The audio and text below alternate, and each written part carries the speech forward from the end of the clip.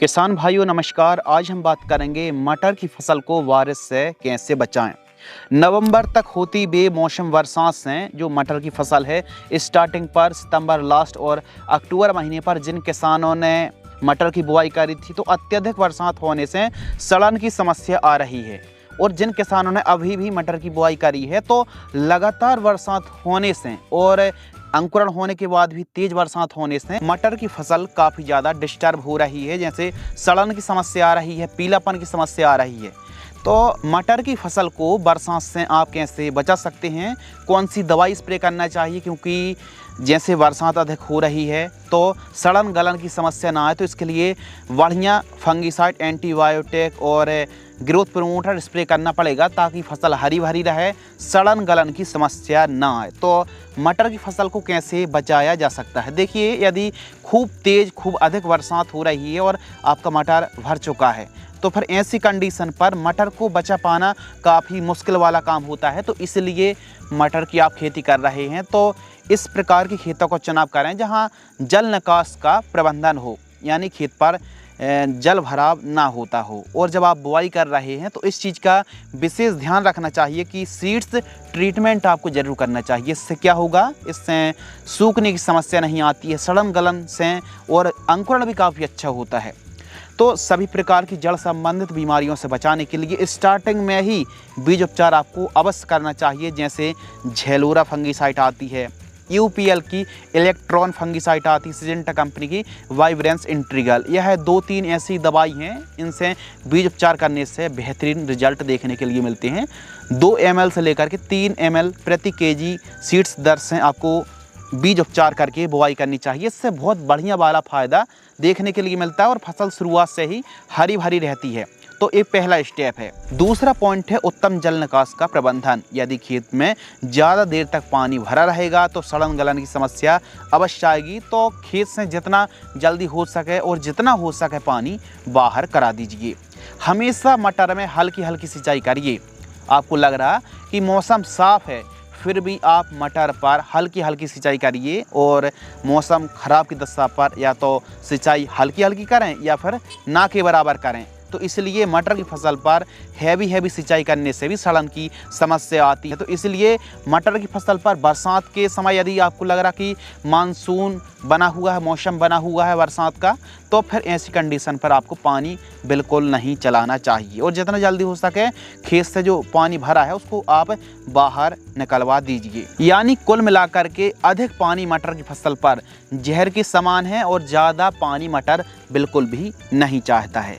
तो आइए बात करते हैं, यदि देखो हल्की फुल्की बरसात हो रही है और फसल डैमेज होने का खतरा बना हुआ है तो ऐसी कंडीशन पर इस कॉम्बिनेशन का स्प्रे किया जा सकता है और अच्छा लाभ मिलेगा। लेकिन मटर की फसल पूरी डूब गई और ज़्यादा ही पानी गिर गया, ज़्यादा देर तक खेत में पानी भरा हुआ है तो ऐसी कंडीशन पर ना कोई दवाई काम करेगी और ना फसल बच पाएगी। तो यदि बरसात हो रही है, तेज़ भी हो रही है, तो ऐसी कंडीशन पर मटर की फसल को कैसे बचाया जा सकता है, कौन कौन से स्टेप हैं, आइए बात करते हैं। नंबर 1 है एंटीबायोटिक यानी बैक्टीरियासाइड का स्प्रे करने से भी, क्योंकि पानी अधिक गिरता है तो जड़ों में फंगस लगने लगते हैं, बैक्टीरिया लगने लगती हैं, सूखने की समस्या आने लगती है।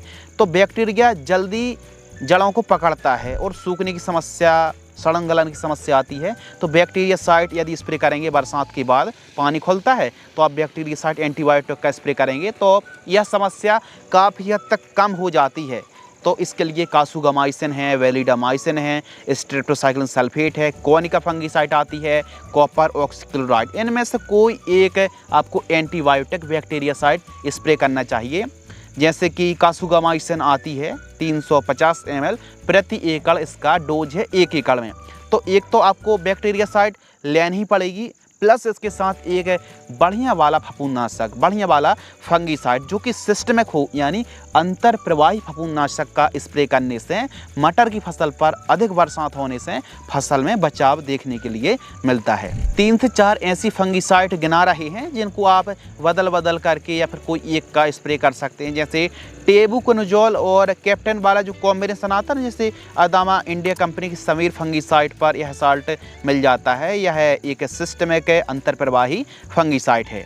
इसका डोज लगभग 300 से 400 ml प्रति एकड़ है। दूसरी दवाई है एमिस्टार टॉप फंगिसाइड। इसमें भी 2 साल्ट हैं और यह भी मटर में बहुत अच्छा काम करती है। 200 से 250 ml डोज रखिए। या फिर कवच फ्लो, जिसमें क्लोरोथालोनेल है और डिफेनकोनोजोल का कॉम्बिनेशन कवच फ्लो जो कि लिक्विड फॉर्म में आती है, तो इसका भी स्प्रे किया जा सकता है। तो कवच फ्लो या फिर समीर या फिर एमिस्टार टॉप फंगिसाइड या फिर कस्टोडियो फंगिसाइड जो आती है, इनमें से कोई एक फंगिसाइड आपको लेना है। हमारे हिसाब से आप एमिस्टार टॉप या फिर आप समीर फंगिसाइड का स्प्रे करें अच्छे रिजल्ट के लिए। तो एक तो बैक्टीरियासाइड हो गई, दूसरी हो गई फंगिसाइड। अब इस समय एक ऐसी टॉनिक जो कि प्लांट ग्रोथ प्रमोटर है, जो कि फसल की चाल ग्रोथ रुक सी जाती है ना, पानी गिरने के बाद पीलापन की समस्या आने लगती है, तो पीलापन ना पकड़े, फसल की जो जड़ें हैं वो एकदम रुक ना जाएं, तो इसके लिए जड़ों का विकास अच्छा हो, फसल की ग्रोथ शानदार हो और फसल की बूस्टिंग ग्रोथ, वेजिटेटिव ग्रोथ में मदद करे, तो एक प्लांट ग्रोथ प्रमोटर भी हमको स्प्रे करना चाहिए फसल को गहरी लचदार हरियाली हरी भरी फसल बनाने के लिए।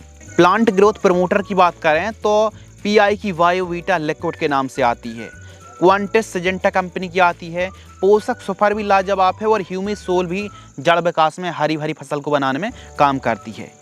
तो कोई भी एक आपको प्लांट ग्रोथ प्रमोटर टॉनिक लेना ही चाहिए। तो हरी भरी फसल के लिए और बढ़िया जो समस्याएं आती हैं क्रिएट ना हो और बरसात हुई अधिक, तो उसके बाद फसल बचाव के लिए कॉम्बिनेशन किस प्रकार तैयार करें, आइए समझते हैं। तो कासुगामाइसिन आप ले लीजिए 300 ml, इसके साथ एक फंगिसाइड एमिस्टार टॉप फंगिसाइड ले लीजिए 200 ml। और पोषक सुपर बहुत अच्छा काम करती है, यह ग्रोथ बढ़ाने में बहुत अच्छा काम करती है। तो पोषक सुपर 250 ml आपको लेना है। 150 लीटर पानी घोल करके सिलिकॉन चिप को स्टिकर मिला करके 1 एकड़ में स्प्रे कर दीजिए। ध्यान रखिए 1 एकड़ में स्प्रे कर दीजिए और 8 दिन बाद 8 रोज बाद आप एक बार कॉम्बिनेशन स्प्रे करें। 80% वाली जो WDG फॉर्म में सल्फर आती है, जैसे थायोन्यूट्री, इसका डोज है 500 ग्राम, ह्यूमिसोल 400 ml और इसके साथ स्ट्रेप्टोसाइक्लिन सल्फेट लेना है 10 से 12 ग्राम। 150 लीटर पानी घोल करके स्प्रे कर दीजिए। दूसरा कॉम्बिनेशन बिल्कुल सस्ता है और अच्छा काम करेगा। तो 8 दिन बाद दूसरे कॉम्बिनेशन को अवश्य दोहराएं। इससे न केवल फसल हरी भरी रहेगी बल्कि फल फूलों की संख्या में वृद्धि होगी और फसल एकदम स्वस्थ, जड़ तना मोटा मजबूत देखने के लिए मिलने वाला है और पत्तियां भी काफ़ी सॉफ्ट, काफ़ी चिकनी देखने के लिए मिलेंगी, वो भी हरी भरी। इसके साथ ही एक खाद भी आप दे सकते हैं, जिसमें यूरिया लेना है आपको 20 से 30 kg, आवश्यकता अनुसार जैसी फसल की कंडीशन हो। इसके साथ सल्फर 2 किलो और रोको फंगिसाइड आपको लेना है लगभग 300 ग्राम। 1 एकड़ में आप जब 20 से 40 दिन के बीच में फसल हो तो 1 एकड़ में जड़ों के पास दे करके सिंचाई कर दीजिए। और ऑलरेडी नमी बनी हुई है तो फिर सिंचाई की आवश्यकता नहीं है। इसे आप नॉर्मल तरीके से देंगे तो ऑटोमेटिक जो खादें हैं वो घुल जाएंगी, क्योंकि जड़ों के पास काफ़ी अच्छी नमी है। बैक्टीरियल जनित जो बीमारी हैं इनका प्रकोप खूब ज़्यादा बढ़ने लगता है बरसात के बाद। तो सल्फ़र उस समय जो डस्टिंग की जाती टमाटर में, तो जो सल्फ़र है वो बहुत अच्छा काम करती है। तो आप सल्फ़र की डस्टिंग ना करके आप यूरिया के साथ, हल्की फुल्की यूरिया के साथ सॉइल एप्लीकेशन से दे सकते हैं, तो रिजल्ट बहुत अच्छा मिलेगा। बाकी पहला कॉम्बिनेशन कासु एमिस्टार टॉप पोषक सुपर का स्प्रे तो आपको ज़रूर करना चाहिए। फसल थोड़ा छोटी है तो आप एमिस्टार टॉप फंगिसाइड का जो डोज है वो 160 ml भी रख सकते हैं, और फसल थोड़ा बड़ी है तो फिर 200-250 ml भी एकड़ के हिसाब से आपको स्प्रे करना चाहिए। बाकी बहुत बढ़िया आपको रिजल्ट देखने के लिए मिलेगा। तो मटर की फसल पर बरसात हो रही है, बरसात जैसे ही ख़त्म होती है, पानी खुलता है, तो आप इन दवाइयों का स्प्रे कर सकते हैं। ना तो पीलापन की समस्या आएगी और ना कोई भी दिक्कत आने वाली है। इसके अलावा जिन किसानों ने अभी तक मटर की बुआई नहीं करी है तो वो इस समय यानी अक्टूबर लास्ट और नवंबर महीने पर कौन सी वैरायटी बुआई कर सकते हैं, तो इस समय आप C10 या फिर GS10 मटर की बुआई कर सकते हैं। यह 80 से 85 दिन में तैयार हो जाती है और पैदावार भी काफ़ी अच्छी रह जाती है। 10 दाने वाली फल्ली होती है। तो पैदावार के मामले में इस समय आप नवंबर में लगा रहे हैं तो C10 GS10 को ही लगाएं। क्यों लगाएं? क्योंकि इस समय अर्ली मैच्योरिटी वाली वैरायटी लगाने से कोई फ़ायदा नहीं है।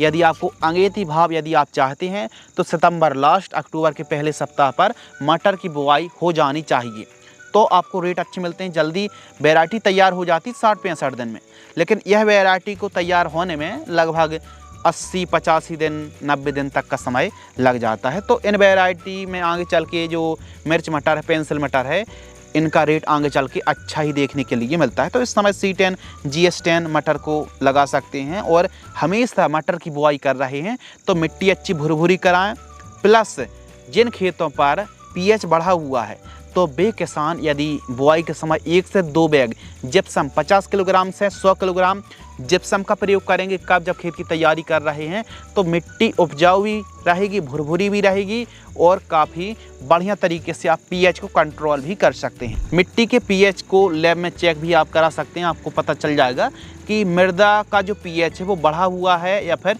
कितना है। आपको उस हिसाब से फर्टिलाइजर्स का प्रयोग करना चाहिए, तो इस बात का विशेष ध्यान रखना चाहिए। बाकी मटर की फसल को बारिश से बचाने का हमने सीक्रेट और बेस्ट दवाइयों के बारे में बात करी, जिनका इस प्रकार की आप शानदार रिजल्ट ले सकते हैं। यदि आपको यह वीडियो पसंद आती है तो वीडियो को लाइक करें, चैनल को सब्सक्राइब अवश्य करें।